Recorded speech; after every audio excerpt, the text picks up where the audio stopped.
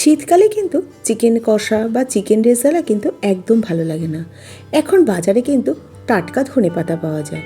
সেই ধনেপাতা দিয়ে একবার এইভাবে চিকেন বানিয়ে দেখুন, খেতে কিন্তু দুর্দান্ত লাগে।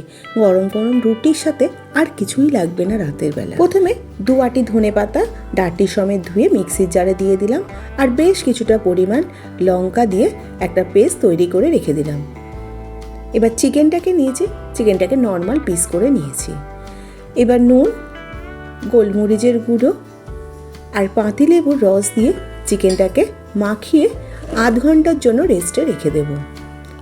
আধ ঘন্টা পরে ফিরে এলাম। কড়াইতে বেশ কিছুটা পরিমাণ সর্ষের তেল দিয়ে দিলাম। তেলটাকে ভালো করে গরম করে মিহি করে কুচিয়ে নেওয়া 3টে মিডিয়াম সাইজের পেঁয়াজকে ভেজে নিচ্ছি। প্রায় 4 থেকে 5 মিনিট পেঁয়াজটাকে ভেজে নেওয়ার পর বেশ কিছুটা পরিমাণে আদা আর রসুন বাটা দিয়ে দিলাম। এখানে 20 কোয়া মতো রসুন আর 1 ইঞ্চি মতো আদা ভালো করে কষিয়ে নিয়ে এবার ম্যারিনেট করা চিকেনটা দিয়ে দিলাম। প্রথমে গ্যাসের ফ্লেমটা হাইতে রেখে দিয়ে 5 মিনিট চিকেনটাকে নাড়াচাড়া করে নেব। 5 মিনিট চিকেনটাকে নাড়াচাড়া করে নেওয়ার পর ঢাকা দিয়ে 15 মিনিটের জন্য রেখে দেব, গ্যাসের ফ্লেমটা মিডিয়ামে রেখে দিয়ে। 15 মিনিট পর ঢাকাটা খুলে নিলাম। দেখুন চিকেন থেকে কত জল বেরিয়েছে। এই জলেই কিন্তু চিকেনটা খুব সুন্দর সেদ্ধ হয়ে যাবে। এই রান্নাটাতে আলাদা করে আর কোনো জল ব্যবহার করার প্রয়োজন নেই। আবার একটু নাড়াচাড়া করে 7-8 মিনিটের জন্য ঢাকা দিয়ে রেখে দিলাম। 7-8 মিনিট পর ঢাকাটা খুলে নিলাম। এবার চিকেনটা সেদ্ধ হয়ে গেছে। গ্যাসের ফ্লেমটা বাড়িয়ে দিয়ে যে এক্সট্রা জলটা আছে সেটা শুকিয়ে নিচ্ছি। এক্সট্রা জলটা অনেকটাই শুকিয়ে গেছে। এবার পরিমাণ মতো নুন আর গোলমরিচের গুঁড়ো দিয়ে দিলাম। আগেও কিন্তু ম্যারিনেট করার সময় নুন দিয়েছিলাম।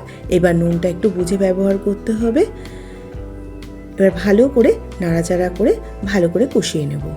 কষানো হয়ে গেছে, দেখুন তেলটা কিন্তু ভেসে উঠেছে ওপরে, তার মানে কষানোটা হয়ে গেছে। এবার যে ধনেপাতা পেস্টটা তৈরি করে রেখেছিলাম সেই ধনেপাতাটা এর মধ্যে দিয়ে দিলাম। গ্যাসের ফ্লেমটা মিডিয়ামে রেখে দিয়ে ধনেপাতাটাকে দিয়ে ভালো করে নাড়াচাড়া করে কষিয়ে নেব। তারপর ঢাকা দিয়ে 4-5 মিনিটের জন্য ঢাকা দিয়ে রেখে দেবো। 4-5 মিনিট পর ঢাকাটা খুলে নিয়ে এবার গ্যাসের ফ্লেমটা হাইতে করে দিয়ে এক্সট্রা জলটা শুকিয়ে একটু মাখো মাখো করে নেব। এখানে আমি আর বাটার দিলাম না। আপনারা যদি বাটার পছন্দ করেন, জলটা শুকিয়ে যাওয়ার পর 1 কিউব বাটার এখানে ব্যবহার করতে পারেন। রান্নাটা হয়ে গেছে। এবার 15 মিনিট স্ট্যান্ডিং টাইমে রেখে দিয়ে গ্যাসের ফ্লেমটা বন্ধ করে তারপরে আমি সার্ভ করে দিচ্ছি। একবার এইভাবে চিকেন কারি বানানোর অনুরোধ রইল। রুটি পরোটার সাথে কিন্তু অপূর্ব লাগে। তাহলে আজকে এই পর্যন্ত। আবার হাজির হয়ে যাব নতুন কোনো রেসিপির সাথে। ভালো থাকবেন, সুস্থ থাকবেন। ধন্যবাদ।